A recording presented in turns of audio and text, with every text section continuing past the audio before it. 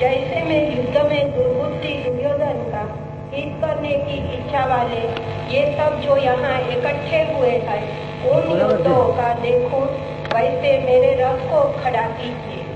संजय ने कहा, हे भारत धृतराष्ट्र, जब अर्जुन ने भगवान श्री कृष्ण से जो कहा तब भगवान ने दोनों सेनाओं के बीच में उत्तम रथ को खड़ा कर भीष्म, द्रोण आदि संपूर्ण राजाओं का सम्मुख कहा, हे अर्जुन, इकट्ठे हुए इन कौरवों को देखो।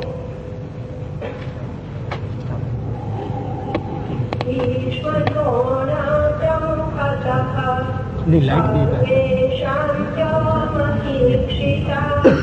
उवाच पार्थ पश्यैतान् समवेता कुरुन्निति तत्र पश्यत स्थितानां पार्थ पितॄनथ आचार्यान् मातुलान् भ्रातॄन् पुत्रान् पौत्रान् सखीं तथा श्वशुरान् सुहृदश्चैव सेनयोरुभयोरपि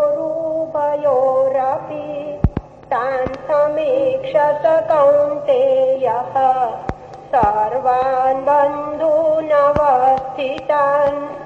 कृपया परयाविष्ठो विषीदन्निदमब्रवीत्।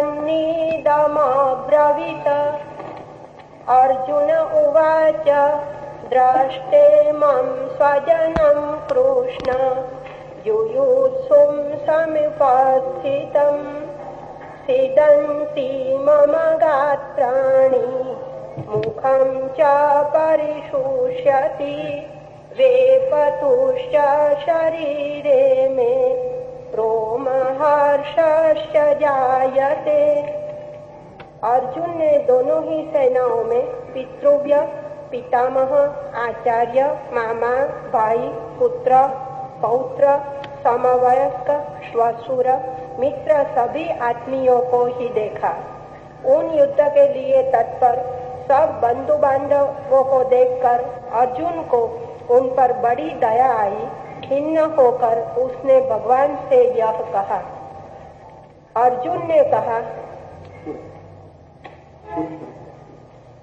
हे कृष्ण, युद्ध की इच्छा से उपस्थित इन पुत्र, पौत्र आदि आत्मियों को देखकर मेरा शरीर शिथिल हो रहा है, मुंह सूख रहा है, शरीर में कंप हो रहा है, भय और दुख से रोकते खड़े हो रहे हैं।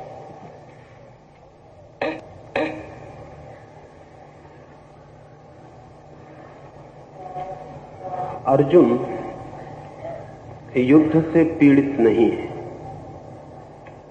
युद्ध विरोधी भी नहीं है। हिंसा के संबंध में उसकी कोई अरुचि भी नहीं है। उसके सारे जीवन का शिक्षण, उसके सारे जीवन का संस्कार हिंसा और युद्ध के लिए। लेकिन ये समझने जैसी बात है कि जितना ही हिंसक चित्त हो उतना ही ममत्व से भरा हुआ चित्त भी होता है। हिंसा और ममत्व साथ ही साथ जीते हैं। अहिंसक चित्त ममत्व के भी बाहर हो जाता है। असल में जिसे अहिंसक होना हो उसे मेरे का भाव ही छोड़ देना पड़ता है। मेरे का भाव ही हिंसा है, क्योंकि जैसे ही मैं कहता हूं मेरा, वैसे ही जो मेरा नहीं है वो पृथक होना शुरू हो जाता है। जैसे ही किसी को मैं कहता हूं मित्र, वैसे ही किसी को मैं शत्रु निर्मित करना शुरू कर देता हूं। जैसे ही मैं सीमा खींचता हूं अपनों की, वैसे ही मैं पराओं की सीमा भी खींच देता हूं। समस्त हिंसा अपने और पराये के बीच खींची गई सीमा से पैदा होती है। इसलिए अर्जुन शिथिल गात हो गया, उसके अंग अंग शिथिल हो गए। इसलिए नहीं कि वो युद्ध से विरक्त हुआ, इसलिए नहीं कि उसे होने वाली हिंसा में कुछ बुरा दिखाई पड़ा, इसलिए नहीं कि अहिंसा का कोई आकस्मिक आकर्षण उसके मन में जन्म गया, बल्कि इसलिए कि हिंसा के ही दूसरे पहलू ने उसके भीतर से, हिंसा के ही गहरे पहलू ने, हिंसा के ही बुनियादी आधार ने उसके चित्त को पकड़ लिया। ममत्व ने उसके चित्त को पकड़ लिया। ममत्व हिंसा ही है। इसे न समझेंगे तो फिर पूरी गीता को समझना कठिन हो जाएगा। जो इसे नहीं समझ सके उन्हें ऐसा प्रतीत होता है कि अर्जुन अहिंसा की तरफ झुकता था, कृष्ण ने उसे हिंसा की तरफ झुकाया। जो अहिंसा की तरफ झुकता हो उसे कृष्ण हिंसा की तरफ झुकाना नहीं चाहेंगे। जो अहिंसा की तरफ झुकता हो उसे कृष्ण चाहे भी हिंसा की तरफ झुकाना तो भी न झुका पाएंगे। लेकिन अर्जुन अहिंसा की तरफ रत्ती भर नहीं झुक रहा था। अर्जुन का चित्त हिंसा के गहरे आधार पर जाके अटक गया। वो हिंसा का ही आधार है। उसे दिखाई पड़े अपने ही लोग, परिजन, संबंधी। काश वहां परिजन और संबंधी न होते तो अर्जुन भेड़ बकरियों की तरह लोगों को काट सकता था।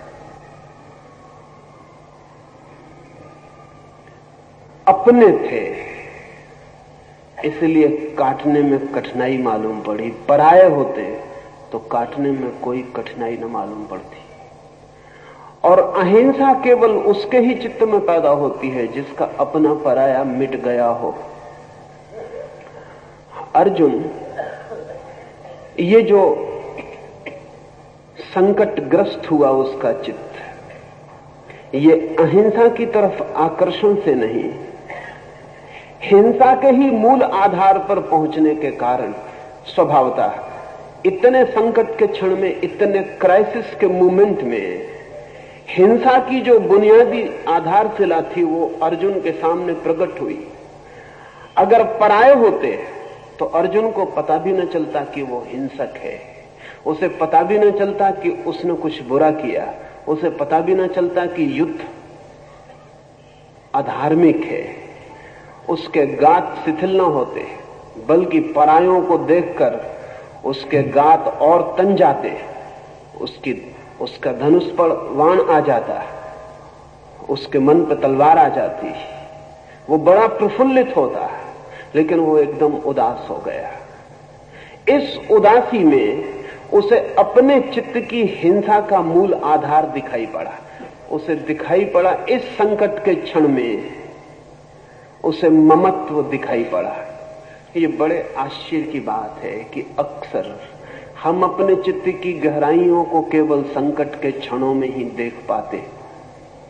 साधारण क्षणों में हम चित्त की गहराइयों को नहीं देख पाते। साधारण क्षणों में हम साधारण जीते हैं, असाधारण क्षणों में जो हमारे गहरे से गहरे में छिपा है वो प्रकट होना शुरू हो जाता। अर्जुन को दिखाई पड़ा मेरे लोग। युद्ध की विभत्सता ने, युद्ध की सन्निकटता ने, बस अब युद्ध शुरू होने को है, तब उसे दिखाई पड़ा मेरे लोग।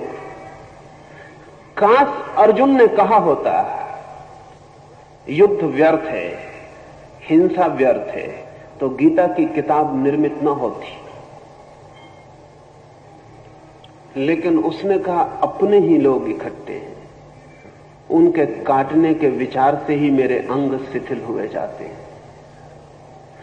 असल में जिसने अपने जीवन के भवन को अपनों के ऊपर बनाया है, उन्हें काटते क्षण में उसके अंग शिथिल हों, ये बिल्कुल स्वाभाविक है। मृत्यु होती है पड़ोस में, छूती नहीं मन को। कहते हैं बेचारा मर गया। घर में होती है तब इतना कह के नहीं निपट पाते, तब छूती है। क्योंकि जब घर में होती है, अपना कोई मरता है तो हम भी मरते हैं, हमारा भी एक हिस्सा मरता है, हमारा भी इन्वेस्टमेंट था उस आदमी में, हम भी उसमें कुछ लगाए थे, उसकी जिंदगी से हमें भी कुछ मिलता था, हमारे मन के भी किसी कोने को उस आदमी ने भरा था। पत्नी मरती है तो पत्नी ही नहीं मरती, पति भी मरता है। सच तो यह है कि पत्नी के साथ ही पति पैदा हुआ था, उसके पहले पति नहीं था। पत्नी मरती है तो पति भी मरता है, बेटा मरता है तो मां भी मरती है, क्योंकि मां बेटे के पहले मां नहीं थी, मां बेटे के जन्म के साथ ही हुई थी। जब बेटा जन्मता है तो एक तरफ बेटा जन्मता है, दूसरी तरफ मां भी जन्मती है, और जब बेटा मरता है तो एक तरफ बेटा मरता है, दूसरी तरफ मां भी मरती। जिसे हमने अपना कहा है उसमें हम जुड़े, हम भी मरते हैं। अर्जुन ने जब देखा कि अपने ही सब इकट्ठे हैं, तो अर्जुन को अगर अपना ही आत्मघात, सुसाइड दिखाई पड़ा हो तो आश्चर्य नहीं है। अर्जुन घबराया नहीं दूसरों की मृत्यु से, अर्जुन घबराया आत्मघात की संभावना से। उसे लगा सब अपने मर जाएं तो मैं बचूंगा कहां। ये थोड़ा सोचने जैसा है। हमारा मैं हमारे अपनों के जोड़ का नाम है। जिसे हम मैं कहते हैं वो मेरों के जोड़ का नाम है। अगर मेरे विदा हो जाएं तो मैं खो जाऊंगा, मैं बच नहीं सकता। ये मेरा मैं कुछ मेरे पिता से, कुछ मेरी मां से, कुछ मेरे बेटे से, कुछ मेरे मित्र से, इन सब से जुड़ा है। आश्चर्य तो यह है कि जिन्हें हम अपने कहते हैं उनसे ही नहीं जुड़ा, जिन्हें हम पराये कहते हैं उनसे भी जुड़ा है, परिधि के बाहर, लेकिन उनसे भी जुड़ा है। तो जब मेरा शत्रु मरता है तब भी थोड़ा मैं मरता हूं, क्योंकि मैं फिर वही नहीं हो सकूंगा जो मेरे शत्रु के होने पर मैं था। शत्रु भी मेरी जिंदगी को कुछ देता था, मेरा शत्रु था, ठोगा शत्रु मेरा शत्रु था, उससे भी मेरे मैं का संबंध था। उसके बिना मैं फिर अधूरा और खाली हो जाऊंगा। अर्जुन को दूसरों का घात होगा ऐसा दिखाई पड़ता तो बात और थी। अर्जुन को बहुत गहरे में दिखाई पड़ा कि ये तो मैं अपनी ही आत्महत्या करने को उत्सुक हुआ हूं, ये तो मैं ही मरूंगा। मेरे मर जाएंगे तो मेरे होने का क्या अर्थ है? जब मेरे ही न होंगे तो मुझे सब मिल जाए तो भी व्यर्थ है। ये भी थोड़ा सोचने जैसा है। हम अपने लिए जो कुछ इकट्ठा करते हैं वो अपने लिए कम, अपनों के लिए ज्यादा होता है। जो मकान हम बनाते हैं वो अपने लिए कम, अपनों के लिए ज्यादा होता है। उन अपनों के लिए भी जो साथ रहेंगे और उन अपनों के लिए भी जो देखेंगे और प्रशंसा करेंगे, और उन पराये अपनों के लिए भी जो जलेंगे और ईर्ष्या से भरेंगे। अगर इस पृथ्वी पर सबसे श्रेष्ठ भवन भी मेरे पास रह जाए और अपने न रह जाए, मित्र भी नहीं, शत्रु भी नहीं, तो अचानक मैं पाऊंगा वो भवन झोपड़ी से भी बदतर हो गया है। क्योंकि वो भवन एक फैकेड, एक दिखावा था। उस भवन के माध्यम से अपनों को, पराओं को मैं प्रभावित कर रहा था। वो भवन तो सिर्फ प्रभावित करने की एक व्यवस्था थी। अब मैं किसे प्रभावित करूं? आप जो कपड़े पहनते हैं वो अपने शरीर को ढकने को कम, दूसरे की आंखों को झपने को ज्यादा है। अकेले में सब बेमानी हो जाता है। आप जो सिंहासनों पर चढ़ते हैं वो सिंहासनों पर बैठने के आनंद के लिए कम, क्योंकि कोई सिंहासन पर बैठकर कभी किसी आनंद को उपलब्ध नहीं हुआ। पर अपनों और पराओं में जो हम सिंहासन पर चढ़ के जो करिश्मा, जो चमत्कार पैदा कर पाते हैं, उसके लिए ज्यादा है। सिंहासन पर बैठे आप रह जाएं और नीचे से लोग खो जाएं। अचानक आप पाएंगे सिंहासन पर बैठे होना हास्यास्पद हो गया, उतर आएंगे, फिर शायद दोबारा नहीं चढ़ेंगे। अर्जुन को लगा उस क्षण में कि अपने ही इकट्ठे हैं दोनों तरफ, मरेंगे अपने ही। अगर जीत भी गया तो जीत का प्रयोजन क्या है? जीत के लिए जीत नहीं चाहिए जाती। जीत रस है, अपनों और पराओं के बीच जो अहंकार भरेगा उसका साम्राज्य मिलेगा। क्या होगा अर्थ? कोई अर्थ ना हो। ये जो अर्जुन के मन में विषाद घिर गया, इसे ठीक से समझ लेना चाहिए। ये विषाद ममत्व का है, ये विषाद हिंसक चित्त का है। और इस विषाद के कारण ही कृष्ण को इतने धक्के देने पड़े अर्जुन को। अर्जुन की जगह महावीर जैसा व्यक्ति होता तो बात उसी वक्त खत्म हो गई होती, ये बात आगे नहीं चल सकती थी। अगर महावीर जैसा व्यक्ति होता तो शायद ये बात उठ भी नहीं सकती थी। शायद महावीर जैसा व्यक्ति होता तो कृष्ण एक शब्द भी उस व्यक्ति से न बोले होते, बोलने का कोई अर्थ ना था, बात समाप्ति हो गई होती। ये गीता कृष्ण ने कही कम, अर्जुन ने कहलवाई ज्यादा है। इसका असली आथर लेखक कृष्ण नहीं है, इसका असली लेखक अर्जुन है। ये अर्जुन की ये चित्त दशा आधार बनी है और कृष्ण को साफ दिखाई पड़ रहा है कि हिंसक अपनी हिंसा के पूरे दर्शन को उपलब्ध हो गया और अब हिंसा से भागने की जो बातें कर रहा है उनका कारण भी हिंसक चित्त है। अर्जुन की दुविधा अहिंसक की हिंसा से भागने की दुविधा नहीं है, अर्जुन की दुविधा हिंसक की हिंसा से ही भागने की दुविधा है। इस सत्य को ठीक से समझ लेना जरूरी है।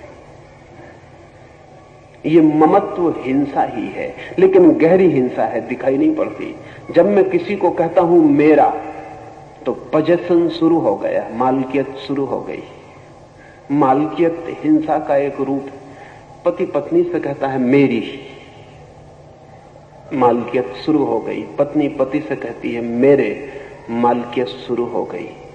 और जब भी हम किसी व्यक्ति के मालिक हो जाते हैं तभी हम उस व्यक्ति की आत्मा का हनन कर देते हैं। हमने मार डाला उसे, हमने तोड़ डाला उसे। असल में हम उस व्यक्ति के साथ व्यक्ति की तरह नहीं, वस्तु की तरह व्यवहार कर रहे हैं। अब कुर्सी मेरी जिस अर्थ में होती है उसी अर्थ में पत्नी मेरी हो जाती है। मकान मेरा जिस अर्थ में होता है उसी अर्थ में पति मेरा हो जाता है स्वभावतः। इसलिए जहां जहां मेरे का संबंध है वहां वहां प्रेम फलित नहीं होता, सिर्फ कलह ही फलित होती है। इसलिए दुनिया में जब तक पति पत्नी मेरे का दावा करेंगे, बाप बेटे मेरे का दावा करेंगे, तब तक दुनिया में बाप बेटे पति पत्नी के बीच कलह ही चल सकती है, मैत्री नहीं हो सकती। मेरे का दावा मैत्री का विनाश है। मेरे का दावा चीजों को उल्टा ही कर देता है, सब हिंसा हो जाती। मैंने सुना एक आदमी ने शादी की है लेकिन पत्नी बहुत पढ़ी लिखी नहीं। मन में बड़ी इच्छा है कि पत्नी कभी पत्र लिखे। घर से बाहर पति गया है तो उसे समझा कर गया है, थोड़ा लिख लेती है। समझा के गया है क्या क्या लिखना। सभी पति पत्नी एक दूसरे को समझा रहे हैं क्या क्या लिखना। तो उसने लिखा है ऊपर लिखना, प्राणों से प्यारे। कभी ऐसा होता नहीं।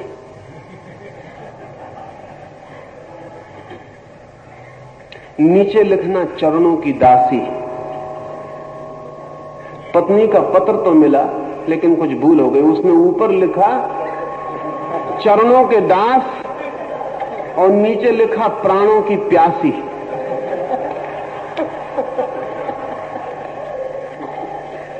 जो नहीं लिखते हैं उनकी स्थिति भी ऐसी ही है, जो बिल्कुल ठीक ठीक लिखते हैं उनकी स्थिति भी ऐसी ही है। जहां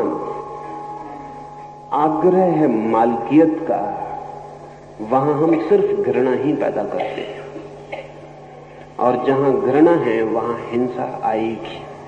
इसलिए हमारे सब संबंध हिंसा के संबंध हो गए। हमारा परिवार हिंसा का संबंध होकर रह गया।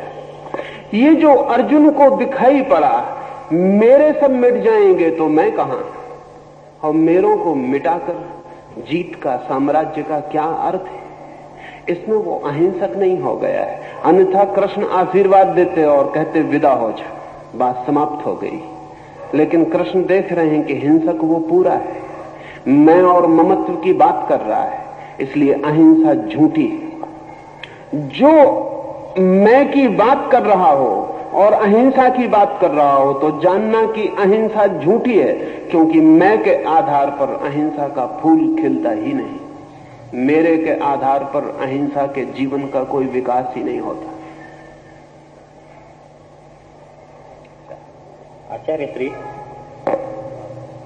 अर्जुन युद्धभूमि पर गया, उसने स्वजन, गुरुजन और मित्रों को देखा, वो शोक से भर गया, विषाद हुआ उसको, उसका चित्त हिंसक था।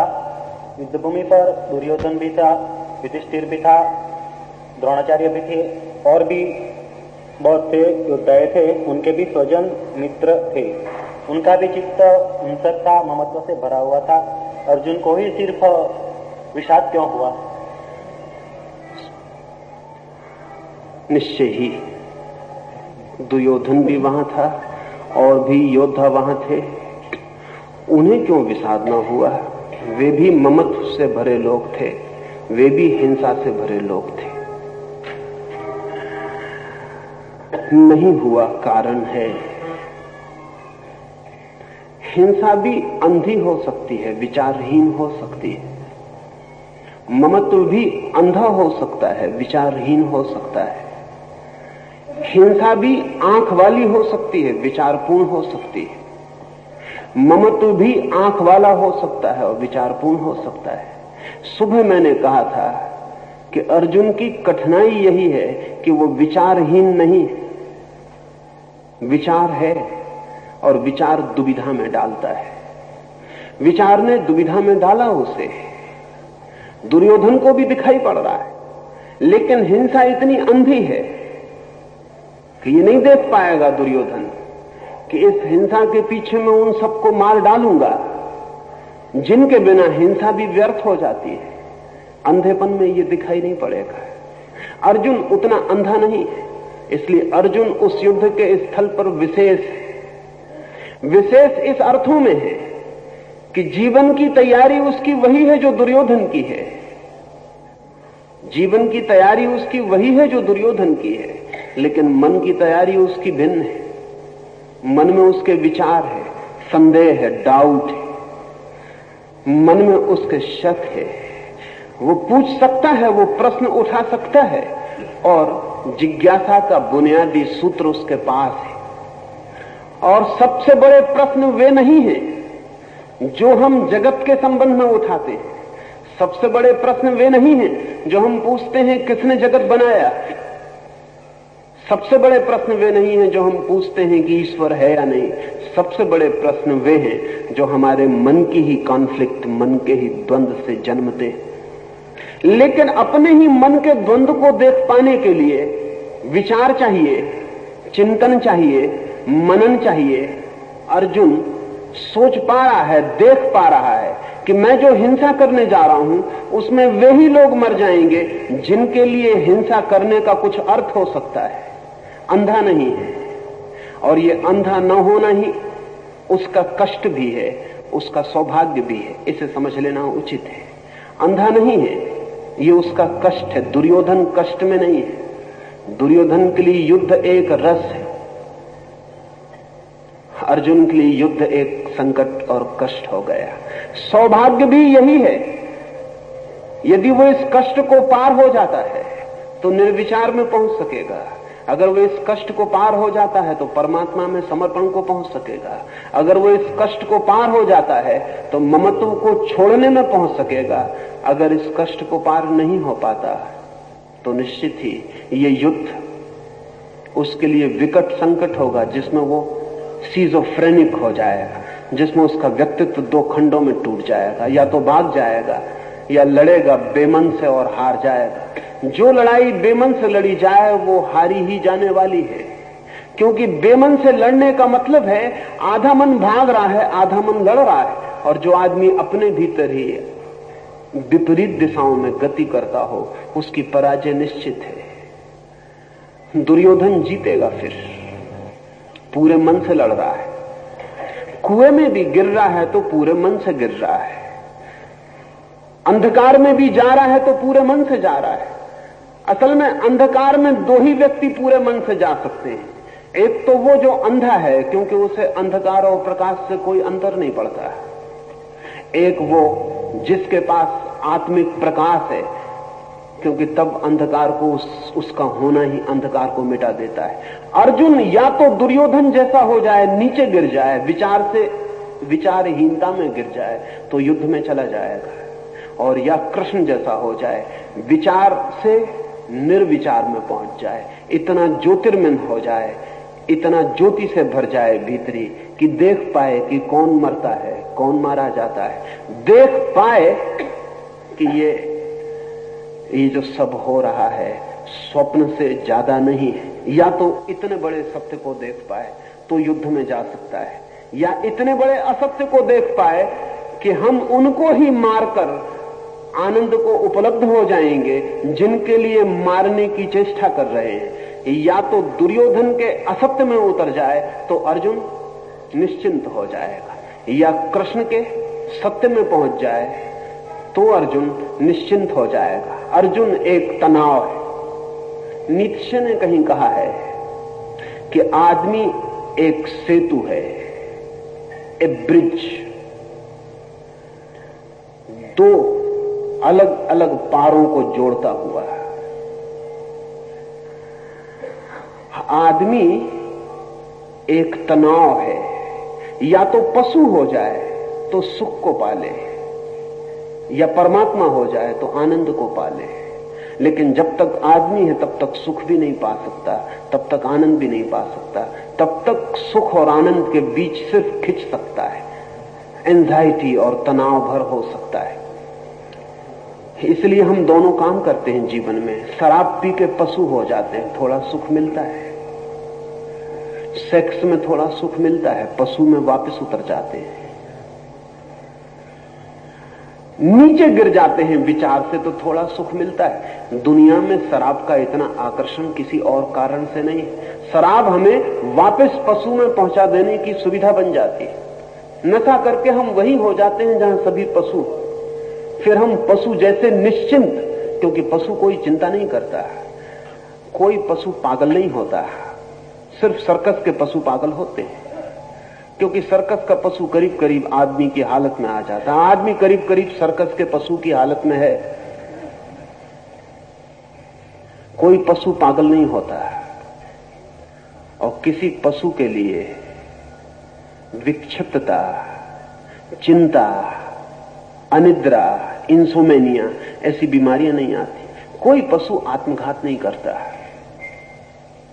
सुसाइड नहीं करता, क्योंकि आत्मघात के लिए बहुत चिंता इकट्ठी हो जानी जरूरी है। बड़े मजे की बात है, कोई पशु बोर्डम अनुभव नहीं करता, वो कभी ऊबता नहीं। एक भैंस है, वो रोज घास वही चरती रहेगी, वो कभी नहीं ऊबती। ऊबने का कोई सवाल नहीं है। ऊबने के लिए विचार चाहिए, बोर्डम के लिए, ऊब के लिए विचार चाहिए। इसलिए मनुष्यों में जो जितना ज्यादा विचारशील है उतना ऊबेगा, मनुष्यों में जो जितना ज्यादा विचारशील है उतना चिंता से भर जाएगा, मनुष्यों में जो जितना ज्यादा विचारशील है वो पागल हो सकता है, मनुष्यों में जो जितना ज्यादा विचारशील है वो विक्षिप्त हो सकता है। लेकिन ये एक ही पहलू है। दूसरा पहलू ये है कि जो विक्षिप्त होने की स्थिति को पार कर जाए वो विमुक्त भी हो सकता है, और जो चिंता को पार कर जाए वो निश्चिंतता के सजग आनंद को उपलब्ध हो सकता है, और जो तनाव को पार कर जाए वो विश्रांति के उस अनुभव को पा सकता है जो सिर्फ परमात्मा में विश्राम से उपलब्ध होती है। अर्जुन मनुष्य का प्रतीक है, दुर्योधन पशु का प्रतीक है, कृष्ण परमात्मा के प्रतीक है। वहां 3 प्रतीक हैं उस युद्ध स्थल पर। अर्जुन डमाडोल है, वो दुर्योधन और कृष्ण के बीच डमाडोल है। उसे निश्चिंतता मिल सकती है, he can be at ease. अगर वो दुर्योधन हो जाए, अगर वो कृष्ण हो जाए, अर्जुन रहते कोई सुविधा नहीं है, अर्जुन रहते तनाव है, अर्जुन रहते मुश्किल है। उसकी मुश्किल यही है कि दुर्योधन हो नहीं सकता, कृष्ण होना समझ में नहीं आता, और जो है वहां टिक नहीं सकता, क्योंकि वो बीच का तरंग भर है, वहां टिका नहीं जा सकता। कोई भी सेतु मकान बनाने के लिए नहीं होता। अकबर ने फतेहपुर सीकरी बनाई तो वहां एक पुल पर, एक ब्रिज पर उसने वाक्य लिखवाया, सेतु पार करने को है, सेतु निवास के लिए नहीं। और ठीक लिखा। जो भी आदमी सेतु पर निवास बनाएगा वो मुश्किल में पड़ेगा। कहीं भी लौट जाएं, पशु हो जाएं कि परमात्मा हो जाएं, आदमी नियति नहीं है। आदमी होना संकट है, क्राइसिस है। आदमी अंत नहीं है। आदमी अगर ठीक से हम समझें तो ना तो पशु है और न परमात्मा है। न तो वो पशु हो पाता क्योंकि पशु को पार कर चुका, और ना वो परमात्मा हो पाता क्योंकि परमात्मा को पहुंचना है। मनुष्य सिर्फ परमात्मा और पशु के बीच डोलता हुआ अस्तित्व है। हम 24 घंटे में कई बार दोनों कोनों पर पहुंच जाते हैं। क्रोध में वही आदमी पशु के निकट आ जाता है, शांति में वही आदमी परमात्मा के निकट पहुंच जाता है। हम दिन में 24 घंटे में बहुत बार नरक और स्वर्ग की यात्रा कर लेते हैं। बहुत बार क्षण में स्वर्ग में होते हैं, क्षण में नरक में उतर जाते हैं। नरक में पछताते हैं, फिर स्वर्ग की चेष्टा शुरू हो जाती है। स्वर्ग में पैर जमा नहीं पाते, फिर नरक में पहुंचना शुरू हो जाता है। और तनाव का एक नियम है कि तनाव सदा विपरीत में आकर्षण पैदा कर देता है। जैसे घड़ी का पेंडुलम होता है, वो बाईं तरफ जाता है। जब बाईं तरफ जाता है तब हमें लगता है कि बाईं तरफ जा रहा है, लेकिन जो घड़ी के विज्ञान को समझते हैं वो ये भी जानते हैं कि वो बाईं तरफ जाते समय दाईं तरफ जाने की शक्ति इकट्ठी कर रहा है, मोमेंटम इकट्ठा कर रहा है। वो जितनी दूर बाएं तरफ जाएगा उतने ही दूर दाएं तरफ जाने की ताकत इकट्ठी कर रहा है। असल में वो बाएं तरफ इसलिए जा रहा है कि दाएं तरफ जा सके, और दाएं तरफ जाते वक्त इसलिए जा रहा है कि बाएं तरफ जा सके। आदमी पूरे समय पशु और परमात्मा के बीच पेंडुलम की तरह घूम रहा है। अर्जुन आदमी का प्रतीक है, और आज के आदमी का तो और भी ज्यादा। आज की आदमी की चेतना ठीक है। एक और मनुष्य अपनी चेतना को समाधि तक ले जाने के लिए आतुर है, और दूसरी तरफ आदमी एलएसडी से, मैस्कलीन से, मैरिजुआना से, शराब से, सेक्स से पशु की तरफ ले जाने को आतुर है। और अक्सर ऐसा होगा कि एक ही आदमी ये दोनों काम करता हुआ मालूम पड़ेगा। वही आदमी भारत की यात्रा पर आएगा, वही आदमी अमेरिका में एलएसडी लेता रहेगा। वो दोनों एक साथ कर रहा है। मनुष्य बेहोश हो जाए तो पशु हो सकता, लेकिन बेहोश ज्यादा देर नहीं रहा जा सकता। बेहोशी के सुख भी होश में ही अनुभव हो पाते हैं। बेहोशी में बेहोशी का सुख भी अनुभव नहीं होता। शराब का भी मजा जब शराब पिए होता है आदमी तब नहीं चलता। पता तो तभी चलता है जब शराब का नशा उतर जाता है। नींद में जब आप होते हैं तब नींद का कोई मजा पता नहीं चलता। वो सुबह जाग के पता चलता है कि बड़ी आनंदपूर्ण निद्रा थी। बेहोशी के सुख के लिए होश में आना जरूरी है, और होश में कोई सुख नहीं मालूम पड़ता, इसलिए फिर बेहोशी में उतरना पड़ता है। अर्जुन मनुष्य की चेतना है, इसलिए अद्भुत है। गीता इसलिए अद्भुत है कि वो मनुष्य की बहुत आंतरिक मनस्थिति का आधार है।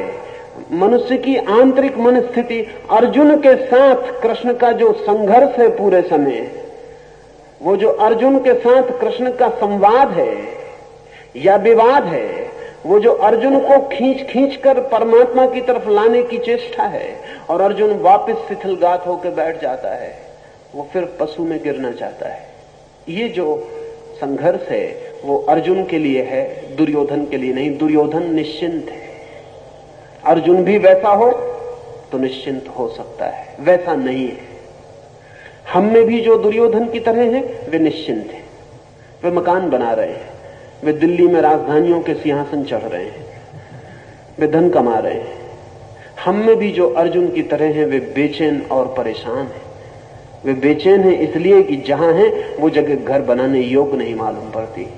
जहां से आ गए हैं वहां से आगे बढ़ गए हैं, पीछे लौटना संभव नहीं है। जहां पहुंचे नहीं उसका कोई पता नहीं कि वो कहां है मार्ग, वो मंदिर कहां है उसका कोई पता नहीं। धार्मिक आदमी स्वभावतः संकटग्रस्त होता है, क्राइसिस में होता है। अधार्मिक आदमी क्राइसिस में नहीं होता। इसलिए मंदिरों में बैठा आदमी ज्यादा चिंतित दिखाई पड़ेगा बजाय कारागृहों में बैठे आदमी के। कारागृह में बैठा आदमी इतना चिंतित नहीं मालूम पड़ता है, निश्चिंत है। उसने एक किनारे पर वो है, वो सेतु पर नहीं। एक अर्थों में वो सौभाग्यशाली मालूम पड़ सकता है, ईर्षा योग कितना निश्चिंत है। लेकिन उसका सौभाग्य बड़े गहरे अभिशाप को छिपाए, वो इसी तट पर रह जाएगा। उसमें अभी मनुष्य की किरण भी पैदा नहीं हुई। मनुष्य के साथ ही उपद्रव शुरू होता है, मनुष्य के साथ ही संताप शुरू होता है, क्योंकि मनुष्य के साथ ही परमात्मा होने की संभावना, पोटेंशियलिटी के द्वार खुलते। वो अर्जुन पशु होना नहीं चाहता, स्थिति पशु होने की है, परमात्मा होने का उसे पता नहीं है। बहुत गहरी अनजान में आकांक्षा परमात्मा होने की ही है,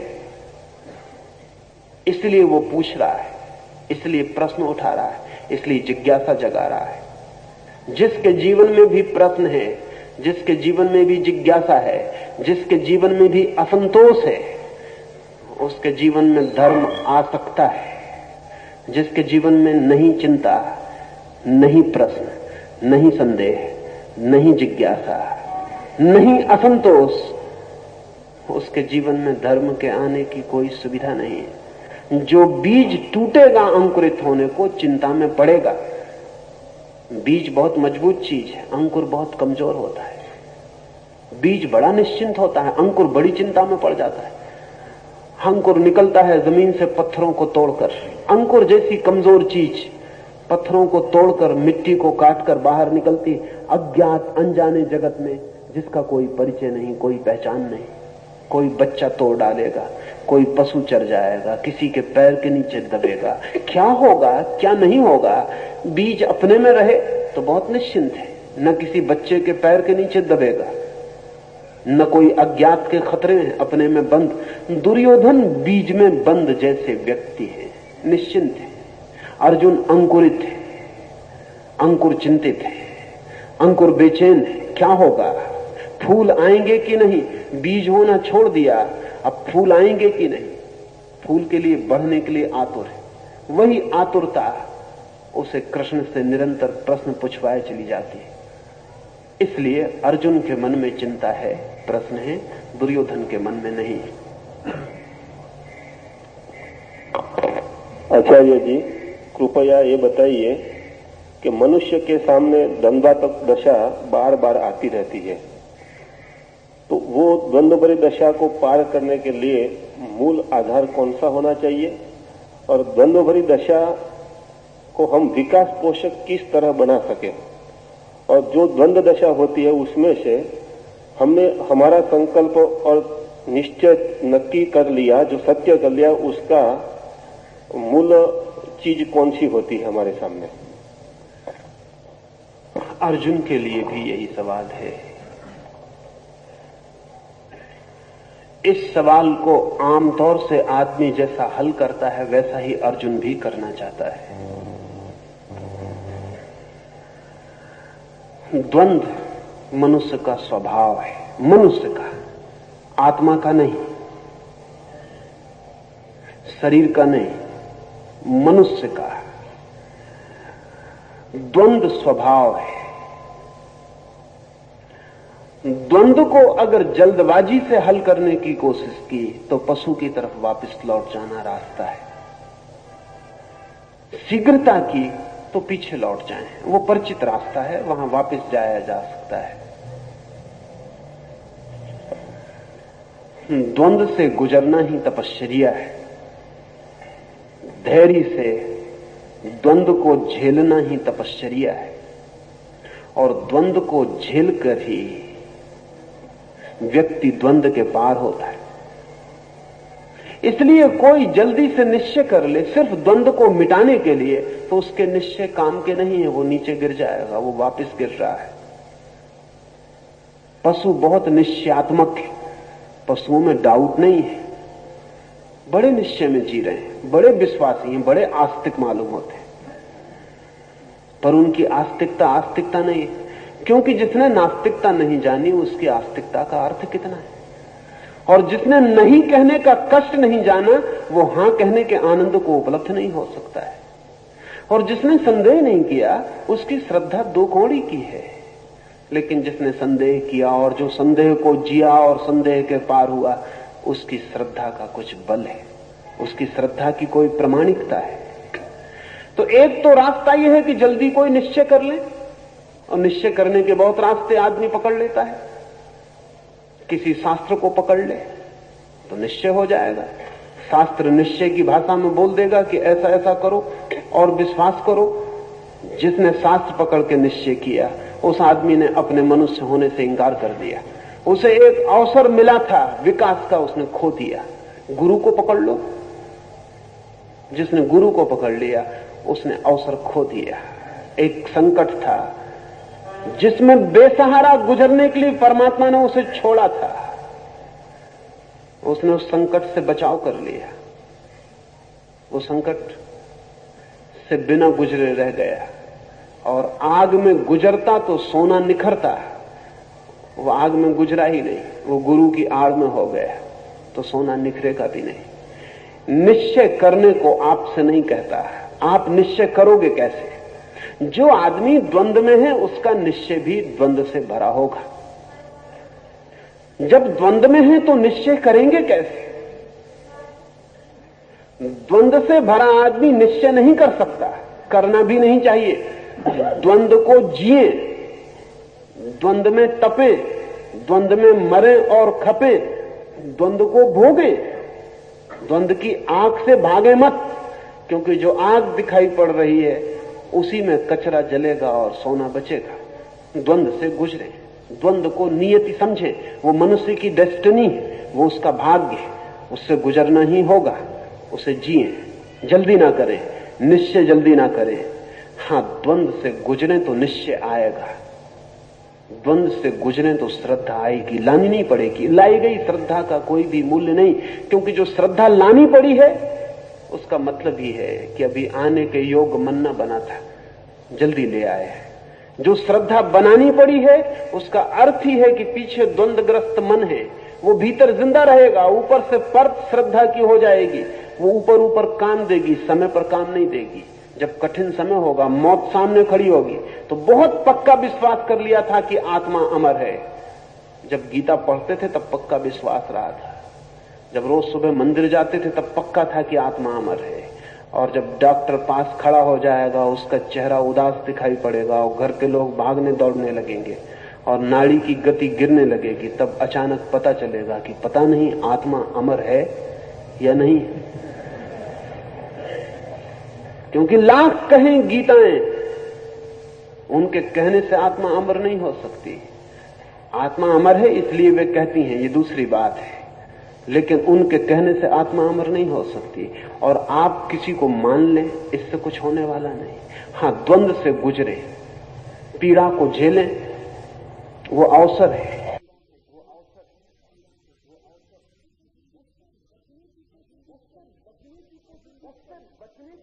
उससे बचने की कोशिश मत करें। अर्जुन भी बचने की कोशिश कर रहा है, लेकिन कृष्ण उसे बचाने की कोशिश नहीं कर रहे, वो पूरे द्वंद्व को खींचते हैं। अन्यथा कृष्ण कहते हैं कि बेफिक्र हो, मैं सब जानता हूं, बेकार की बातचीत मत कर, मुझ पे श्रद्धा रख और कूद जा, ऐसा भी कह सकते थे। इतनी लंबी गीता कहने की जरूरत न थी। इतनी लंबी गीता अर्जुन के द्वंद्व के प्रति बड़ा सम्मान है। और मजा है कि अर्जुन बार बार वही पूछता है, और कृष्ण की ये नहीं कहते कि ये तो तू पूछ चुका, फिर वही पूछता है, फिर वही पूछता है। इस सारा का सारा पूरे के पूरे प्रश्न अंदर अर्जुन के अलग अलग नहीं है, सिर्फ शब्दावली अलग है, बात वो वही पूछ रहा है। उसका द्वंद्व बार बार लौट आ रहा है। कृष्ण उससे ये नहीं कहते कि चुप, अश्रद्धा करता है, चुप, अविश्वास। अर्जुन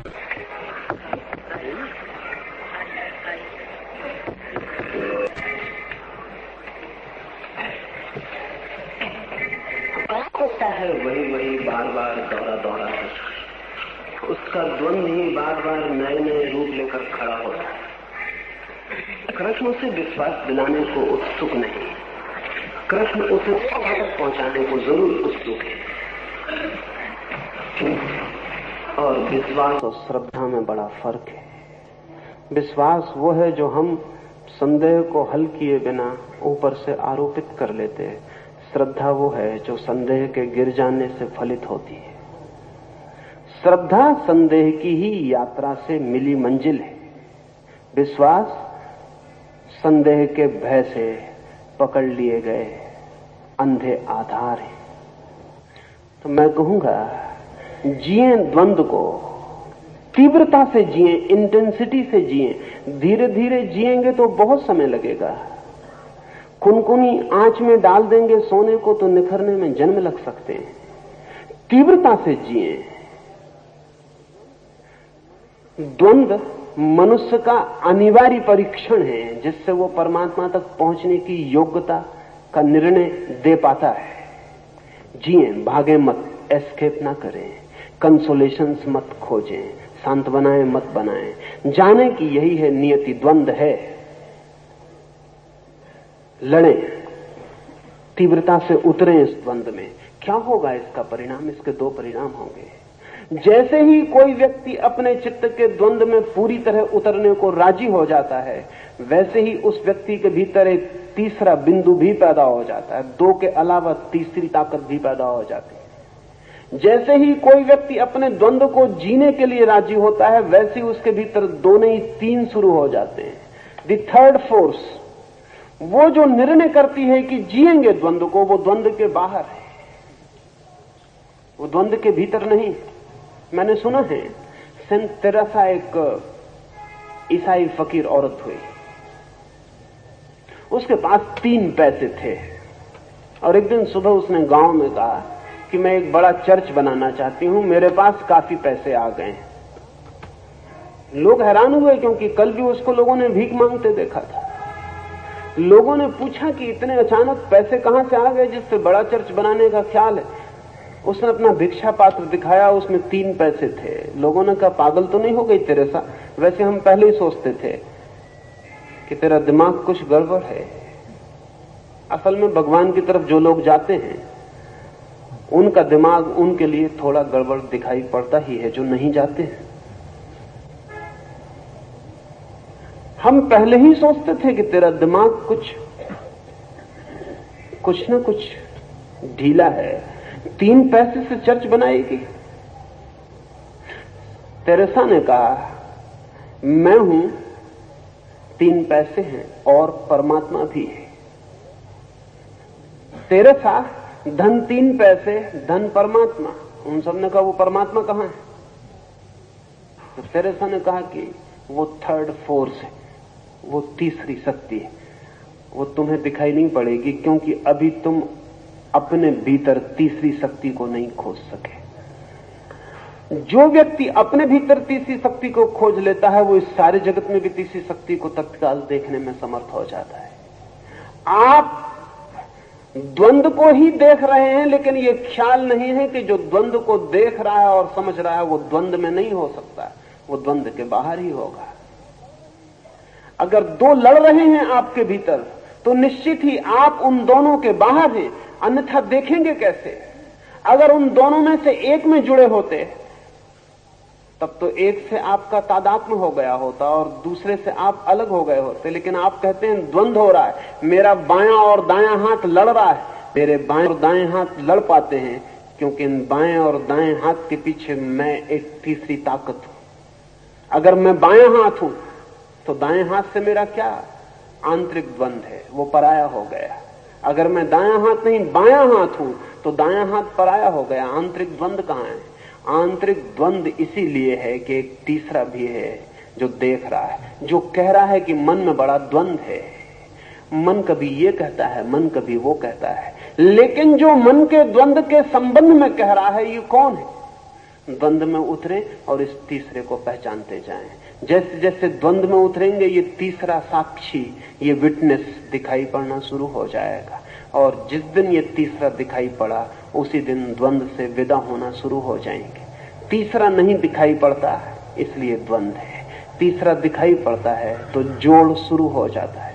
पर द्वंद्व से भागे मत, द्वंद्व की प्रक्रिया अनिवार्य है, उससे ही गुजर कर वो जो द्वंद्व के पार है, ट्रांसेंडेंटल है, उसे पाया जाता है। पूरी गीता उस तीसरे बिंदु पर ही खींचने की कोशिश है अर्जुन को। पूरे समय अर्जुन को खींचने की चेष्टा कृष्ण की यही है कि वो तीसरे को पहचान ले, वो तीसरे को पहचान ले। तीसरे की पहचान के लिए सारा श्रम है। वो तीसरा सबके भीतर है और सबके बाहर भी है, लेकिन जब तक भीतर न दिखाई पड़े तब तक बाहर दिखाई नहीं पड़ सकता है। भीतर दिखाई पड़े तो बाहर वही वही दिखाई पड़ने लगता है। आचार्य श्री, आपने धनंजय को सिंबल ऑफ ह्यूमन एट्रीब्यूट्स, मानवीय गुणों का प्रतीक बताया और सार्त्र के कथन से he is condemned to be anxiety ridden. तो स्वजन हत्या के ख्याल से धनंजय का कंप जाना क्या मानवीय नहीं था? युद्ध निवृत्ति का उसका विचार मोहवशात भी प्रकृति संगत नहीं था? शेक्सपियर के हेमलेट की तरह अर्जुन का विषाद की टू किल और नॉट टू किल, मारना या न मारना प्रकार का था। तिलक ने गीता रहस्य में अर्जुन की विषाद दशा का साम्य हेमलेट की मनस्थिति में ढूंढ निकाला, ये उचित है? शास्त्र जो कहता है वो अर्जुन के लिए बिल्कुल ठीक ही कहता है। अर्जुन की भी संकट अवस्था एग्जिस्टेंशियल ही थी। शास्त्र कामो या उनामुनो या जेस्पर या हाइडेगर, पश्चिम में जो भी अस्तित्ववादी विचार रखे वे ठीक अर्जुन की मनस्थिति में। इसलिए सावधान रहना, पश्चिम में कृष्ण पैदा हो सकता है, क्योंकि जहां अर्जुन की मनस्थिति हो वहां कृष्ण के पैदा होने की संभावना हो जाती। पूरा पश्चिम एग्जिस्टेंशियल क्राइसिस में, पूरे पश्चिम के सामने मनुष्य की चिंतातुरता एकमात्र सत्य होकर खड़ी हो गई है। क्या करें और क्या न करें, इधर आर, यह या वह, क्या चुने क्या न चुने, कौन सा मूल्य चुनने योग्य है, कौन सा मूल्य चुनने योग्य नहीं है, सब संदिग्ध हो गया। और ध्यान रहे कि पश्चिम में भी ये जो अस्तित्ववादी चिंतन पैदा हुआ, ये दो युद्धों के बीच से पैदा हुआ है। शास्त्र या कामू या उनामुनो पिछले दो महायुद्धों की परिणति है। पिछले दो महायुद्धों ने पश्चिम के चित्त में भी वो स्थिति खड़ी कर दी है जो अर्जुन के चित्त में महाभारत के सामने खड़ी हो गई थी। विगत दो युद्धों ने पश्चिम के सारे मूल्य डगमगा दिए और अब सवाल यह है कि लड़ना नहीं लड़ना, लड़ने से क्या होगा। और ठीक स्थिति वैसी है कि अपने सब मर जाएंगे तो लड़ने का क्या अर्थ है। और जब युद्ध की इतनी विकट स्थिति खड़ी हो जाए तो शांति के समय में बनाए गए सब नियम संदिग्ध हो जाएं तो आश्चर्य नहीं। ये ठीक सवाल उठाया है शास्त्र, ठीक अर्जुन की मनस्थिति में। खतरा दूसरा है।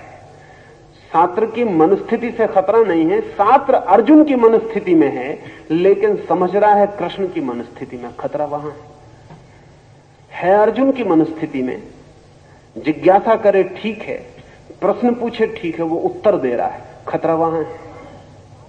खतरा यहां है कि छात्र जिज्ञासा नहीं कर रहा, छात्र पूछ नहीं रहा कि क्या है ठीक, छात्र उत्तर दे रहा है कि कुछ भी ठीक नहीं है। छात्र उत्तर दे रहा है कि कुछ भी ठीक नहीं है, कोई मूल्य नहीं है, अस्तित्व अर्थहीन है, मीनिंगलेस है। ये जो उत्तर दे रहा है कि ईश्वर नहीं है जगत में, आत्मा नहीं है जगत में, मृत्यु के बाद बचना नहीं है जगत में, सारा का सारा अस्तित्व एक अव्यवस्था है, एक अनार्की है, एक संयोगजन्य घटना है, इसमें कोई सार नहीं है कहीं भी। ये उत्तर दे रहा है, यहां खतरा है। अर्जुन भी उत्तर दे सकता था, लेकिन अर्जुन सिर्फ जिज्ञासा कर रहा है। अगर अर्जुन उत्तर दे तो खतरे पैदा होंगे, लेकिन अर्जुन जिज्ञासा कर रहा है। और मैं मानता हूं कि जिसे दिखाई पड़ता हो, जैसा छात्र को दिखाई पड़ता है कि कोई मूल्य नहीं, एक वैल्यूलेसनेस है, जैसे दिखाई पड़ता है कोई अर्थ नहीं, कोई प्रयोजन नहीं, अगर सच में ही ऐसा दिखाई पड़ता है तब तो छात्र को कुछ कहने का भी अर्थ नहीं है, चुप हो जाना चाहिए। ऐसी स्थिति में मौन ही सार्थक मालूम पड़ सकता है। व्यर्थ है सारी बात नहीं, लेकिन छात्र मौन नहीं है, आतुर है कहने को, समझाने को, जो कह रहा है उसे दूसरों को राजी करने को। तब डर होता है, तब डर यह होता है कि छात्र भी भीतर असंदिग्ध नहीं है कि जो कह रहा है वो ठीक है। शायद छात्र दूसरों को समझा के, दूसरों के चेहरे पर यह देखने को उत्सुक है कि कहीं उनको अगर ठीक लगती हो ये बात तो ठीक होगी, मैं भी फिर ठीक मान लूं। छात्र जिज्ञासा करे वहां तक ठीक है, लेकिन पश्चिम में एग्जिस्टेंशियलिस्ट विचारक जिज्ञासा को उत्तर बना रहे हैं, और जब जिज्ञासा उत्तर बनती है, और जब शिष्य गुरु हो जाता है, और जब पूछना ही बताना बन जाता है, तब एक क्राइसिस ऑफ वैल्यूज पैदा होती, जो कि पश्चिम में पैदा हुई। सब अस्त व्यस्त हो गया है, सब अस्त व्यस्त हो गया। उस अस्त व्यस्तता में कहीं कोई राह नहीं दिखाई पड़ती। नहीं दिखाई पड़ती इसलिए नहीं कि राह नहीं है, राह तो सदा है, लेकिन अगर हम ये मान ही लें कि राह है ही नहीं, यही हमारा उत्तर बन जाए, तो फिर राह दिखाई पड़नी असंभव है। अर्जुन ये नहीं मानता। अर्जुन बड़ी जिज्ञासा कर रहा है कि राह होगी, मैं खोजता हूं, मैं पूछता हूं, आप मुझे बताएं। वो कृष्ण को कह रहा है आप मुझे बताएं, आप मुझे समझाएं, मैं अज्ञानी हूं, मुझे कुछ पता नहीं है। विनम्र है, अर्जुन का अज्ञान विनम्र है, छात्र का अज्ञान विनम्र नहीं है। छात्र का अज्ञान बहुत असर्टिव है, खतरा है। और जब अज्ञान असर्टिव होता है, जब अज्ञान मुखर होता है, तो जितने खतरे होते हैं उतने खतरे और किसी बात से नहीं होते। लेकिन अक्सर ऐसा होता है कि अज्ञान मुखर होता है। अर्जुन पूछ रहा है, वो कहता है मुझे पता नहीं है, मैं संदेह में पड़ गया हूं, मैं डूबा जा रहा हूं संकट में, मुझे कोई मार्ग दे। लेकिन मार्ग हो सकता है, इसकी उसकी खोज जारी है। मैं मानता हूं कि अर्जुन छात्र से ज्यादा साहसी है, क्योंकि इतनी गहन निराशा में भी मार्ग की खोज बड़े साहस की बात है। छात्र उतना साहसी नहीं है, उसके वक्तव्य बहुत साहसी मालूम पड़ते हैं, उतना साहसी नहीं है। असल में कई बार ऐसा होता है कि अंधेरी गली में आदमी निकलता है तो सीटी बजाता हुआ निकलता है। सीटी बड़ी साहसी मालूम पड़ती आसपास सोए हुए लोगों को, लेकिन सीटी बजाने से साहस पता नहीं चलता, उससे सिर्फ इतना ही पता चलता है कि आदमी डर रहा है। वो सीटी साहस का सबूत नहीं होती। वो सिर्फ भय को छिपाने की चेष्टा होती है। वो जो क्यास, जो अराजकता पश्चिम के सामने 2 महायुद्धों ने प्रकट कर दी है, वो जो नीचे से एक बवंडर प्रकट हुआ है और भूमि फट गई है और एक ज्वालामुखी ने मुंह बा दिया है पश्चिम के सामने, उस ज्वालामुखी को झुठलाने की कोशिश चल रही है ही नहीं जीवन में कोई अर्थ, इसलिए अनर्थ से डरने की जरूरत क्या है ही नहीं कोई मूल्य, इसलिए मूल्य की खोज की चिंता भी क्या करनी है ही नहीं कोई परमात्मा, तो प्रार्थना करने से क्या फायदा है ही नहीं कोई आशा, इसलिए निराशा में भी चिंतित होने की कोई जरूरत नहीं है। निराशा में भी निश्चिंतता खोजने की चेष्टा सिर्फ इस बात की सूचक है कि हृदय बहुत कमजोर है और साहस कम है। असल में आशा जब तीव्र निराशा में पड़ती है तभी पता चलता है कि है या नहीं, और जब गहन अंधकार में ज्योति को खोजने की चेष्टा चलती है तभी पता चलता है कि प्रकाश की कोई आकांक्षा, गहरा साहस, गहरी लगन और गहरे संकल्प से जुड़ी है या नहीं जुड़ी है। पश्चिम की शास्त्रवादी चिंतना निराशा को स्वीकार कर लेने की है, निराशा है, इससे पश्चिम उभरेगा नहीं। इसलिए एग्जिस्टेंशियलिज्म और उस तरह के विचारक सिर्फ एक फैशन से ज्यादा नहीं, और फैशन मरनी शुरू हो गई, फैशन मर रही। अब अस्तित्ववाद कोई बहुत जीवित धारणा नहीं है। बच्चे पश्चिम के उसको भी इंकार कर रहे हैं, वो भी ओल्ड फैशन हो गई, छोड़ो ये बकवास भी। लेकिन छात्र की पीढ़ी ने जो निराशा दी है उसका दुष्परिणाम आने वाली पीढ़ी पर दिखाई पड़ रहा है।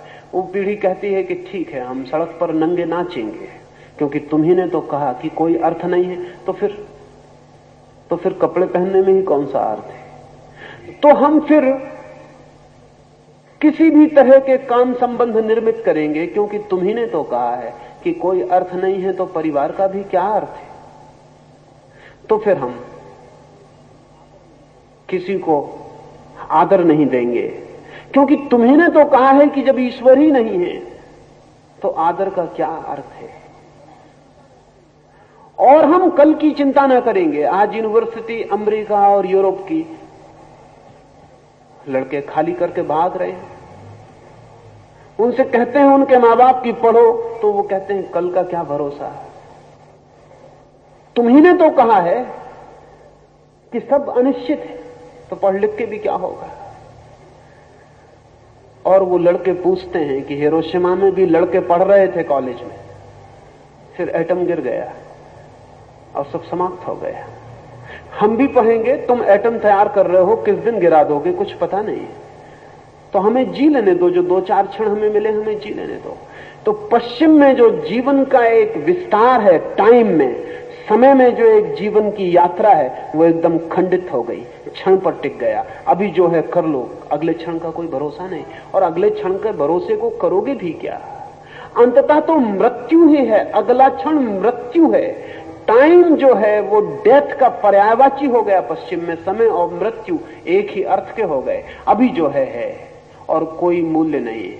अभी एक व्यक्ति ने कई हत्याएं की और जब अदालत ने उससे पूछा तो उसने कहा क्या हर्ज है, जब सभी को मर ही जाना है तो मैंने मरने में सहायता की, और वो तो मर ही जाते हैं, उनके मारने से मुझे थोड़ा आनंद मिला है, उसके ले लेने में हर्ज क्या है। जब कोई मूल्य ही नहीं है तो ठीक है। छात्र की पीढ़ी पश्चिम को एक खोखलेपन से, एक हॉलोनेस से भर गई, क्योंकि उसके पास उत्तर नहीं था, सिर्फ प्रश्न थे और उसने प्रश्नों को ही उत्तर बता दिया। अगर अर्जुन जीत जाए तो इस मुल्क में भी हॉलोनेस पैदा हो जाए। अर्जुन नहीं जीता और कृष्ण जीत गए, वो एक संघर्ष था बड़ा अर्जुन और कृष्ण के बीच। अगर अर्जुन को शक सवार हो जाए और धुन सवार हो जाए गुरु होने की, और वो अपनी जिज्ञासाओं को उत्तर बना दे और अपने प्रश्नों को उत्तर बना दे और अपने अज्ञान को ज्ञान मान ले, तो इस मुल्क में भी वही स्थिति पैदा हो जाती जो पश्चिम में अस्तित्ववादी चिंतन के कारण पैदा हुई है। स्थिति वही है लेकिन पश्चिम के पास अभी भी कृष्ण नहीं है। लेकिन इस सिचुएशन में कृष्ण पश्चिम में पैदा हो सकते हैं, और इसलिए बहुत आश्चर्य की बात नहीं है कि कृष्ण कॉन्शसनेस जैसे आंदोलन पश्चिम के मन को पकड़ रहे हैं। कोई आश्चर्य नहीं है कि पश्चिम की सड़कों पर लड़के और लड़कियां ढोल पीटकर और कृष्ण का भजन कर रहे हैं। ये कोई आश्चर्य नहीं है, ये आकस्मिक नहीं है। इस जगत में आकस्मिक कुछ भी नहीं होता। इस जगत में एक फूल भी खिलता है तो लंबे कारण होते हैं। अगर लंदन की सड़क पर कोई हरे कृष्ण का भजन ढोल पर पीटता हुआ घूमता है तो यह आकस्मिक नहीं है। यह पश्चिम के चित्त में कहीं कोई गहरी पीड़ा है। अर्जुन तो मौजूद हो गया, कृष्ण कहां है? प्रश्न तो खड़ा हो गया, उत्तर कहां है? उत्तर की तलाश, उत्तर की तलाश पैदा हुई है। इसलिए ठीक सवाल था ये। लेकिन मैं अर्जुन को मनुष्य का प्रतीक कहता हूं, और अर्जुन को जो ममत्व पकड़ा वो भी मनुष्य की मनुष्यता है। लेकिन नीत्शे का एक वचन आपसे कहूं। नीत्शे ने कहा है, अभागा होगा वो दिन जिस दिन मनुष्य से पार होने की आकांक्षा छोड़ देगा।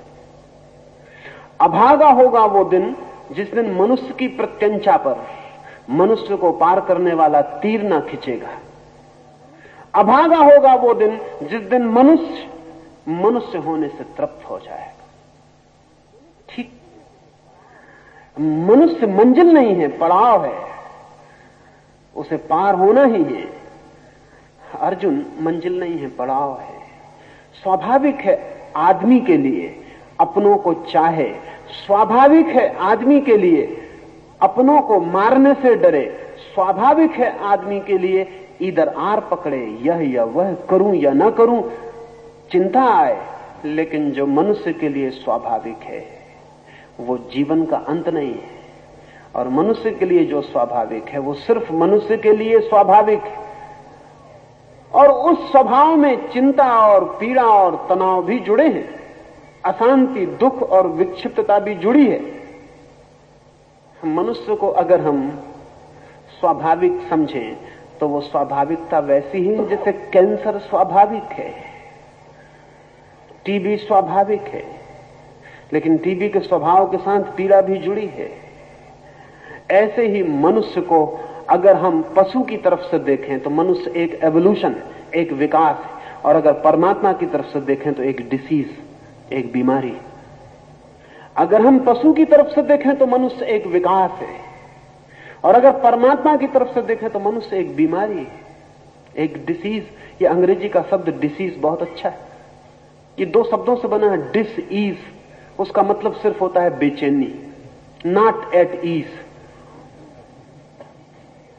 तो आदमी एक डिसीज है, एक बेचैनी है अगर परमात्मा की तरफ से देखें। और अगर पशु भी हमारे संबंध में सोचते होंगे तो वे भी नहीं सोचते होंगे कि हम विकास हैं, वो भी सोचते होंगे कि हमारे बीच से कुछ लोग गड़बड़ हो गए, विक्षिप्त हो गए, इनका दिमाग खराब हो गया, सिवाय परेशानी के। क्योंकि जब कोई पशु देखता होगा कि आदमी साइकियाट्रिस्ट के दफ्तर में जाता है, आदमी मनोवैज्ञानिक के पास अपने मन की जांच के लिए जाता है, जब देखते होंगे आदमी पागलखाने खड़े करता है, और जब देखते होंगे कि आदमी दिन रात चिंता में जीता है, तो पशु भी कभी सोचते होंगे, कभी न कभी उनकी जमात बैठती होगी और वो सोचते होंगे इन बेचारों को कितना समझाया था, मत आदमी बनो। नहीं माने हैं और फल भोग रहे हैं। जैसा कि पिता अक्सर बेटों के संबंध में सोचते हैं, पशु पिता हैं, हम उसी यात्रा से आते हैं, जरूर सोचते होंगे कितना समझाया लेकिन बिगड़ गई ये जनरेशन, ये पीढ़ी भटक गई। लेकिन उन्हें पता नहीं कि इस भटकाव से संभावनाएं खुल गई हैं, इस भटकाव से एक बड़ी यात्रा खुली है। स्वभावतः जो घर बैठा है वो उतना परेशान नहीं होता, जो यात्रा पर निकला है वो परेशान होता है। राह की धूल भी है, राह के गड्ढे भी हैं, राह की भूलें भी हैं, राह पर भटकन भी है, अनजान रास्ता है, पास कोई नक्शा नहीं, अनचार्टर्ड है, खोजना है और चलना है। चलना है और रास्ता बनाना है। लेकिन जो चलेंगे, भूलेंगे, भटकेंगे, गिरेंगे, दुखी होंगे, वे ही पहुंचते भी हैं। अर्जुन स्वाभाविक है मनुष्य के लिए, लेकिन अर्जुन खुद पीड़ा से भरा है। वो भी मनुष्य होने की इच्छा में नहीं। वो कहता है या तो दुर्योधन हो जाए, या तो कोई समझा दे कि जो हो रहा है सब ठीक है, या कोई ऊपर उठा दे अर्जुन होने से। उसकी चिंता, उसका दुख, उसकी पीड़ा वही।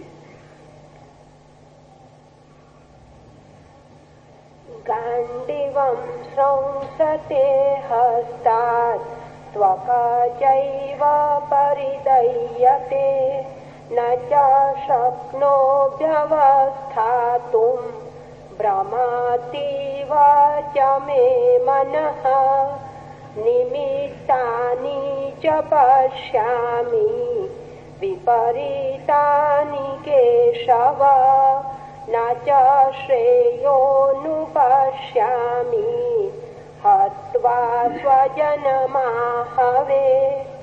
न काङ्क्षे विजयं कृष्ण न च राज्यं सुखानि च किं नो राज्येन गोविन्द किं भोगैर्जीवितेन वा। मेरे हाथ से गांडीव धनुष गिर जा रहा है, मेरे शरीर की त्वचा जल रही है, मेरा मन मेरे वश में नहीं है, इसलिए मैं रथ में बैठने के लिए भी समर्थ नहीं हूँ। हे केशव, मैं विपरीत निमित्त देखता हूँ। युद्ध में आदमियों को मारकर कोई कल्याण नहीं देखता। हे कृष्ण, मैं विजय नहीं चाहता, राज्य अथवा विषय सुख कुछ भी नहीं चाहता। हे गोविंद, आदमियों की हिंसा से प्राप्त हो जैसे हमें क्या प्रयोजन? राज्य मूलक भोग और जीवन से भी क्या प्रयोजन है?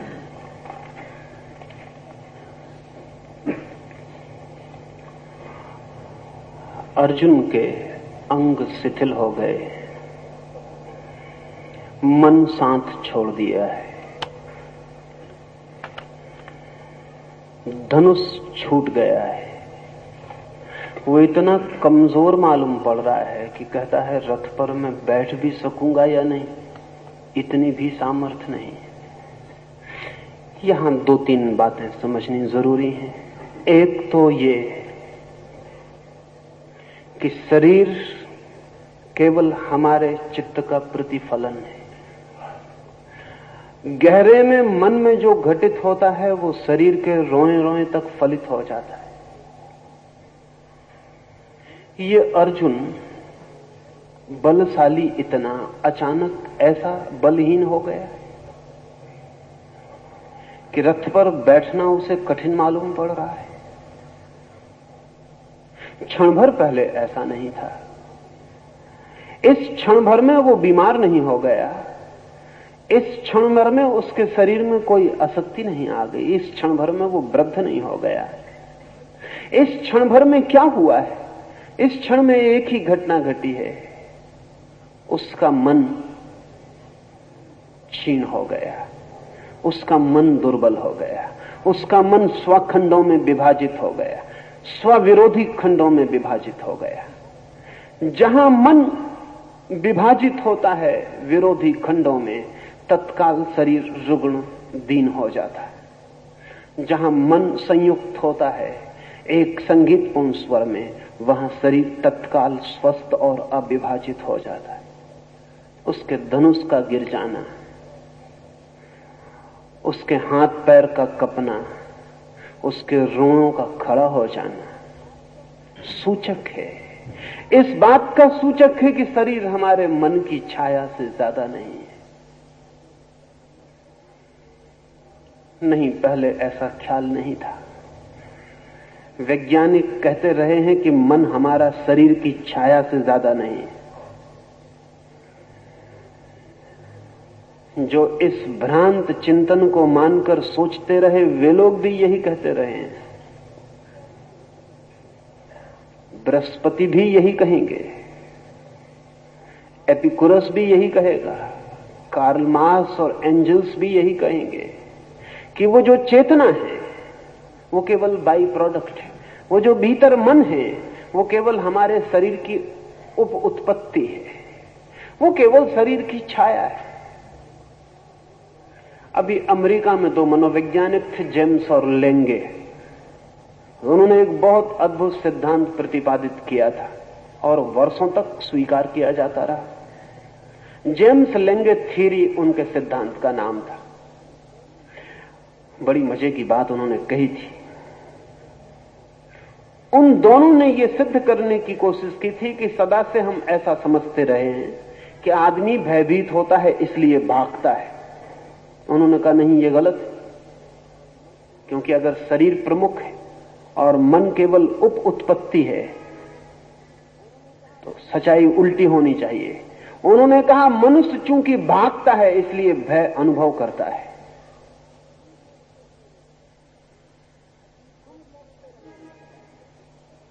हम सोचते रहे हैं सदा से कि आदमी क्रोधित होता है इसलिए मुट्ठियां भिज जाती हैं, क्रोधित होता है इसलिए दांत भिज जाते हैं, क्रोधित होता है इसलिए आंखों में खून दौड़ जाता है, क्रोधित होता है इसलिए श्वास तेजी से चलने लगती है और हमले की तैयारी हो जाती।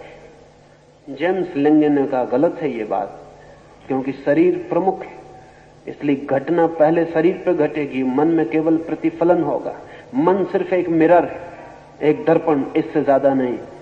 इसलिए उसने कहा कि नहीं, बात उल्टी है। आदमी चूंकि मुट्ठियां भींच लेता है और आदमी चूंकि दांत कस लेता है और चूंकि शरीर में खून तेजी से दौड़ता है, श्वास तेज चलती, इसलिए क्रोध पैदा होता है। फिर उसने सिद्ध करने के लिए, और यहां तर्क का बहुत मजेदार मामला है, और तर्क कभी कभी कैसे गलत रास्तों पर ले जाता है वो देखने जैसा है। उसने कहा तो मैं ये कहता हूं कि एक आदमी बिना भागे हुए और बिना शरीर पर भागने का कोई प्रभाव हुए भयभीत होकर बता दे, या एक आदमी बिना आंखें लाल किए, मुट्ठियां बांधे, दांत बीचे, क्रोध करके बता दे। मुश्किल है बात, कैसे बताइएगा क्रोध करके? तब उसने, दोनों ने कहा कि तब ठीक है, जब इसके बिना क्रोध नहीं हो सकता तो क्रोध इनका ही जोड़ है, इससे ज्यादा कुछ भी नहीं। लेकिन पता नहीं जेम्स लेंगे को किसी ने क्यों नहीं कहा कि इससे उल्टा होता है। एक अभिनेता क्रोध करके बता सकता है, आंखें लाल करके बता सकता है, दांत भींच सकता है, हाथ भींच सकता है, फिर भी भीतर उसके कोई क्रोध नहीं होता। और एक अभिनेता प्रेम करके बता सकता है, और जितना अभिनेता बता सकता है उतना शायद कोई भी नहीं बता सकता, भीतर उसके कोई प्रेम नहीं होता है।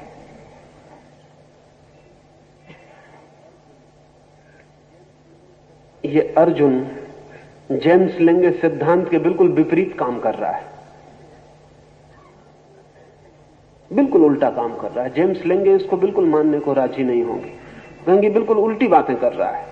इसे कहना चाहिए कि चूंकि मेरा धनुष गिरा जाता है, चूंकि मेरे रोए खड़े हुए जाते हैं, चूंकि मेरा शरीर शिथिल हुआ जाता है, चूंकि मेरे अंग निढाल हुए जाते हैं, इसलिए हे केशव मेरे मन में बड़ी चिंता पैदा हो रही है।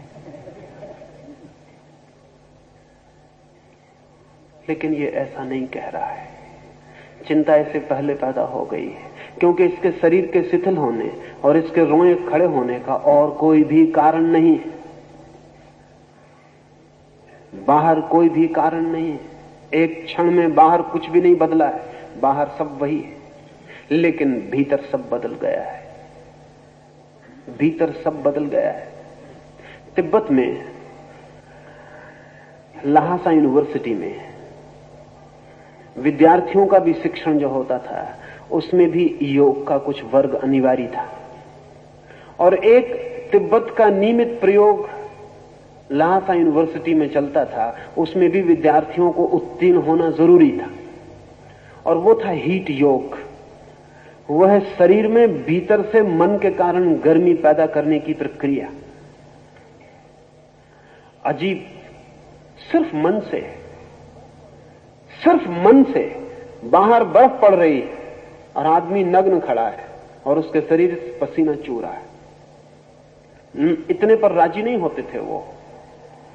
और जब पश्चिम से आए हुए डॉक्टरों ने भी इस परीक्षा को किया तो बहुत हैरान हो गए क्योंकि जब विद्यार्थियों की परीक्षा होती थी तो रात में खुले मैदान में बर्फ के पास झील के किनारे उन्हें नग्न खड़ा किया जाता और उनके पास कपड़े, कोट, कमीज गीले करके रखे जाते पानी में डुबा के, और वो नग्न खड़े हैं। और उस लड़के को सर्वाधिक अंक मिलेंगे जो रात अपने शरीर से इतनी गर्मी पैदा करे कि अनेक कपड़े सुखा दे शरीर पर पहन के। जितने ज्यादा कपड़े रात भर में वो सुखा देगा उतने ज्यादा अंक उसको मिलने वाले। और जब पश्चिम से आए हुए डॉक्टरों के एक दल ने ये देखा तो वो दंग रह गए। तो उन्होंने कहा जेम्स लिंग की थ्योरी का क्या हुआ? क्योंकि बाहर तो बर्फ पड़ रही है और वे डॉक्टर तो लबादे पर लबादे पहनकर भी भीतर कपे जा रहे हैं, और ये नग्न खले लड़के क्या कर रहे हैं? क्योंकि इनके शरीर पर जो होना चाहिए वो हो रहा है, लेकिन मन इंकार कर रहा है। और मन कहे चला जा रहा है कोई बर्फ नहीं है, और मन कहे चला जा रहा है कि धूप है और तेज गर्मी है, और मन कहे जा रहा है कि शरीर आग तप रही है, इसलिए शरीर को पसीना छोड़ना पड़ रहा है। ये जो अर्जुन के साथ हुआ वो उसके मन में पैदा हुए भंवर का शरीर तक पहुंचा हुआ परिणाम। और हमारी जिंदगी में शरीर से बहुत कम भंवर मन तक पहुंचते हैं, मन से ही अधिकतम भंवर शरीर तक पहुंचते हैं, लेकिन हम जिंदगी भर शरीर की ही फिक्र किए चले जाते हैं।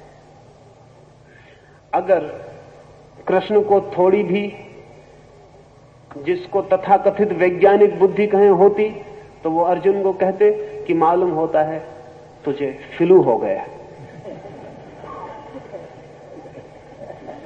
अगर उन्होंने मार्क्स को पढ़ा होता तो वो कहते मालूम होता है तेरे शरीर में किसी हार्मोन की कोई कमी हो गई। वो कहते तू चल और किसी जनरल अस्पताल में भर्ती हो जा। लेकिन उन्होंने ये बिल्कुल नहीं कहा। वो शिथिल गात होते अर्जुन को कुछ और समझाने लगे, वो उसके मन से कुछ और समझाने लगे, वे उसके मन को बदलने की कोशिश करने लगे। जगत में दो ही प्रक्रियाएं हैं, या तो हम आदमी के शरीर को बदलने की प्रक्रिया और या आदमी की चेतना को बदलने की प्रक्रिया। विज्ञान आदमी के शरीर की बदलने की प्रक्रिया पर ध्यान देता, धर्म मनुष्य के चेतना को बदलने की प्रक्रिया पर ध्यान देता है। वही भेद है। और इसलिए मैं कहता हूं धर्म विज्ञान से ज्यादा गहरा विज्ञान है, धर्म विज्ञान से ज्यादा महान विज्ञान है, वो सुप्रीम साइंस है, वो परम विज्ञान, क्योंकि वो केंद्र से शुरू करता है। और वैज्ञानिक बुद्धि निश्चित ही केंद्र से शुरू करेगी। परिधि पर की गई चोटें जरूरी नहीं केंद्र पर पहुंचे, लेकिन केंद्र पर की गई चोटें जरूरी रूप से परिधि पर पहुंचती। एक पत्ते को पहुंचाया गया नुकसान जरूरी नहीं कि जड़ों तक पहुंचे, अक्सर तो नहीं पहुंचेगा, पहुंचने की कोई जरूरत नहीं है, लेकिन जड़ों को पहुंचाया गया नुकसान पत्तों तक जरूर पहुंच जाएगा, पहुंचना ही पड़ेगा। पहुंचने के अतिरिक्त और कोई मार्ग नहीं है। इसलिए अर्जुन की इस स्थिति को देखकर कृष्ण उसे कहां से पकड़ते? अगर वे शरीर से पकड़ते तो गीता फिजियोलॉजी की एक किताब होती, वो भौतिक शास्त्र होता है। वे उसे चेतना से पकड़ते हैं, इसलिए गीता एक मनस्शास्त्र बन गई। गीता के मनस्शास्त्र बनने का प्रारंभ अर्जुन के शरीर की घटना को कृष्ण बिल्कुल ध्यान ही नहीं देते। वो न उसकी नाड़ी देखते, न थर्मामीटर लगाते। वो कहते हैं उसकी फिक्र ही नहीं करते कि उसके शरीर को क्या हो रहा है। वे फिक्र करते हैं उसकी चेतना को क्या हो रहा है। ये थोड़ा विचारणीय है। जैसा मैंने कहा, आज भी मनुष्य जाति करीब करीब अर्जुन की चेतना से ग्रस्त है। उसके शरीर पर भी वे परिणाम हो रहे हैं, लेकिन हम जो इलाज कर रहे हैं वे शरीर से शुरू करने वाले हैं। इसलिए सब इलाज हो जाते हैं और बीमार बीमार ही बना रहता है। उसकी चेतना से कोई इलाज शुरू नहीं हो पाता है। ये अर्जुन कहता है मेरा मन साथ छोड़े दे रहा है, मैं बिल्कुल निर्वीर्य हो गया, बलहीन हो गया। बल क्या है? एक तो बल है जो शरीर की मांसपेशियों मसल्स में होता है, उसमें तो कोई भी फर्क नहीं पड़ गया। लेकिन इस क्षण अर्जुन को एक छोटा सा बच्चा भी धक्का दे दे तो वो गिर जाएगा। इस क्षण अर्जुन की मसल्स कुछ भी काम नहीं करेंगी। एक छोटा सा बच्चा उसे हरा सकता है। ये मस्कुलर ताकत कुछ अर्थ की नहीं मालूम होती। एक और बल है जो संकल्प से, विल से पैदा होता है। सच तो यह है कि वही बल है जो संकल्प से पैदा होता है। वो जो संकल्प से पैदा होने वाला बल है वो बिल्कुल ही खो गया है, क्योंकि संकल्प कहां से आए? मन दुविधा में पड़ गया तो संकल्प खंडित हो जाता है। मन एकाग्र हो तो संकल्प संगठित हो जाता है। मन दुविधा में द्वंद्वग्रस्त हो जाए, कॉन्फ्लिक्ट में पड़ जाए तो संकल्प खो जाता है। हम सब भी निर्बल हैं, संकल्प नहीं, वही संकल्प खो गया है। क्या करूं क्या ना करूं, करना क्या उचित होगा क्या उचित नहीं होगा, सब आधार खो गए पैर के नीचे से। अर्जुन अधर में लटका रह गया, वो त्रिशंकु हो गया। ये प्रत्येक मनुष्य की स्थिति है और इसलिए अद्भुत सत्य है कुरान में, और अद्भुत सत्य है बाइबल में, और अद्भुत सत्य है जैन अवेस्ता में, और अद्भुत सत्य है ताओ ते किंग में, और दुनिया के अनेक अनेक ग्रंथों में अद्भुत सत्य हैं। लेकिन गीता फिर भी विशिष्ट है, और उसका कुल कारण इतना है कि वो धर्मशास्त्र कम, मनसशास्त्र, साइकोलॉजी ज्यादा है। उसमें कोरे स्टेटमेंट नहीं है कि ईश्वर है और आत्मा है। उसमें कोई दार्शनिक वक्तव्य नहीं है, कोई दार्शनिक तर्क नहीं है। गीता मनुष्य जाति का पहला मनोविज्ञान है, वो पहली साइकोलॉजी है। इसलिए उसके मूल्य की बात ही और है। अगर मेरा बस चले तो कृष्ण को मनोविज्ञान का पिता मैं कहना चाहूंगा। वो पहले व्यक्ति हैं जो दुविधाग्रस्त चित्त, माइंड इन कॉन्फ्लिक्ट, संतापग्रस्त मन, खंड खंड टूटे हुए संकल्प को अखंड और इंटीग्रेट करने की, कहें कि वो पहले आदमी हैं जो साइको एनालिसिस का, मनस विश्लेषण का उपयोग करते हैं। सिर्फ मनस विश्लेषण का ही नहीं, बल्कि साथ एक और दूसरी बात का भी, मनस संश्लेषण का भी, साइको सिंथेसिस का भी। कृष्ण सिर्फ फ्राइड की तरह मनोविश्लेषक नहीं है, वे संश्लेषक भी हैं। वे मन को खोज ही नहीं करते कि क्या क्या खंड है उसके, वे इसकी भी खोज करते हैं कि वो कैसे अखंड, इंडिविजुएशन को अर्जुन कैसे अखंड हो जाए। और ये अर्जुन की चित्त दशा हम सबकी चित्त दशा है। लेकिन शायद संकट के इतने तीव्र क्षण में हम कभी नहीं होते। हमारा संकट भी कुनकुना, ल्यूक वार्म होता है, इसलिए हम उसको सहते चले जाते हैं। इतना ड्रामेटिक, इतना नाटकीय संकट हो तो शायद हम भी अखंड होने के लिए आतुर हो जाएं।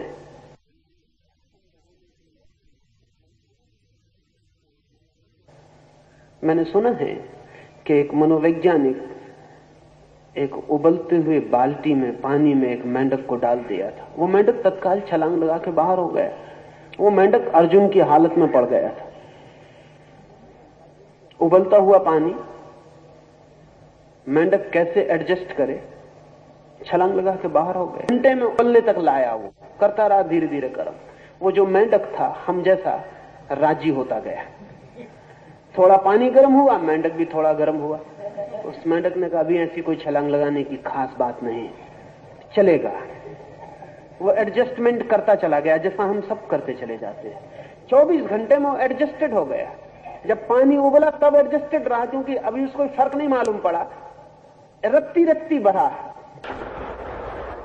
एक रत्ती से दूसरी रत्ती में कोई छलांग लगाने जैसी बात नहीं। उसने कहा इतने से राजी हो गए तो इतने से और सही, वो मर गया। पानी उबलता रहा, वो उसी में उबल गया, छलांग न लगाई। मेंढक छलांग लगा सकता, अब मेंढक को छलांग लगाने से ज्यादा स्वाभाविक और कुछ भी नहीं है, मगर वो न हो सका। अर्जुन उबलते हुए पानी में एकदम पड़ गया है। इसलिए सिचुएशन ड्रामेटिक है, सिचुएशन एक्सट्रीम, वो ठीक स्थिति पूरी उबलती हुई है। इसलिए अर्जुन एकदम धनुष बाण छोड़ दिया। हम अपनी तराजू भी नहीं छोड़ सकते इस तरह, हम अपना गज भी नहीं छोड़ सकते इस तरह, हम अपनी कलम भी नहीं छोड़ सकते इस तरह, और रथ पर ही बैठने में एकदम इतना कमजोर हो गया। क्या हुआ? संकट से इतनी तीव्रता से राजी होना, एडजस्ट होना मुश्किल हो गया। तो मैं आपसे कहना चाहूंगा कि राजी मत होते चले जाना।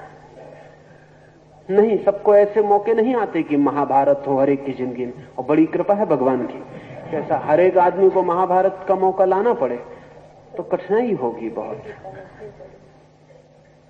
लेकिन जिंदगी महाभारत है, पर लंबे फैलाव पर है। त्वरा नहीं है उतनी, तीव्रता नहीं है उतनी, सघनता नहीं है उतनी। धीमे धीमे सब होता रहता है। मौत आ जाती है और हम एडजस्ट होते चले जाते हैं, हम समायोजित हो जाते हैं, और तब जिंदगी में क्रांति नहीं हो पाती। अर्जुन की जिंदगी में क्रांति निश्चित है, इधर या उधर उसे क्रांति से गुजरना ही पड़ेगा। पानी उबलता हुआ है,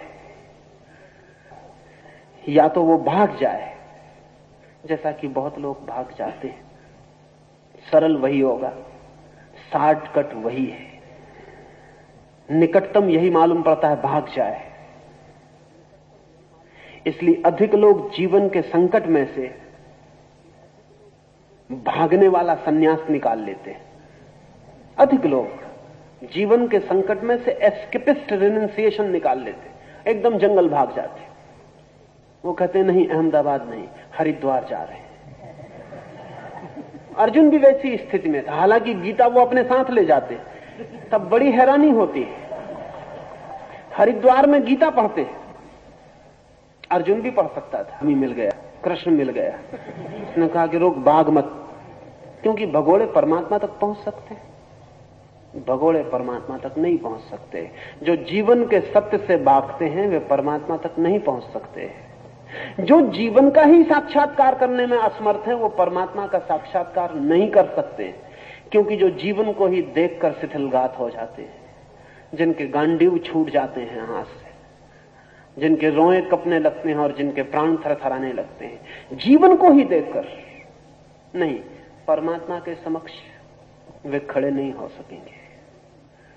जीवन तैयारी है, जीवन कदम कदम तैयारी है उस विराट सत्य के साक्षात्कार की, एनकाउंटर का चला जाए। लेकिन भागने की तैयारी उसकी पूरी हो गई। अब ये बड़े मजे की बात है कि वो रथ पे नहीं चढ़ पाता। वो कहता रथ पे चढ़ने की भी शक्ति नहीं, लेकिन अगर उससे कहो कि भाग जाओ जंगल की तरफ तो बड़ी शक्ति पाएगा, अभी भाग जाए, एकदम इतनी तेजी से दौड़ेगा जितनी तेजी से कभी नहीं दौड़ा है। जो आदमी जिंदगी से लड़ने की सामर्थ्य नहीं जुटा पा रहा, वो भागने की जुटा लेता है। सामर्थ्य की तो कमी नहीं मालूम पड़ती, शक्ति की तो कमी नहीं मालूम पड़ती। शक्ति तो है, अगर कृष्ण उसे कहें छोड़ सब तो बड़ा प्रफुल्ल हो जाएगा, लेकिन ये प्रफुल्लता ज्यादा देर टिके। अगर अर्जुन जंगल चला जाए तो थोड़ी देर में ही उदास हो जाएगा।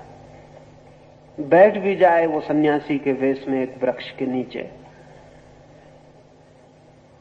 तो थोड़ी देर में जंगल से ही लकड़ी वगैरह बटोर के वो तीर कमान बना लेगा।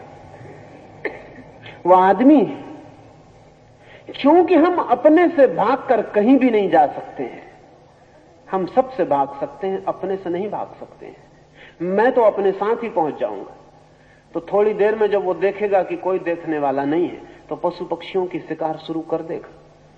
अर्जुन ही तो भागेगा ना, और पशु पक्षी तो अपने नहीं है, वो तो स्वजन, उन्हें तो मारने में कोई कठिनाई आएगी नहीं, वो मजे से मारेगा।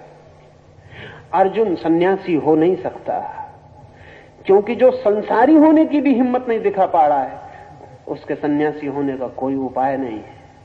असल में सन्यास संसार से भागने का नाम नहीं है, संसार को पार कर जाने का नाम है। सन्यास संसार की जलन और आग का अतिक्रमण है।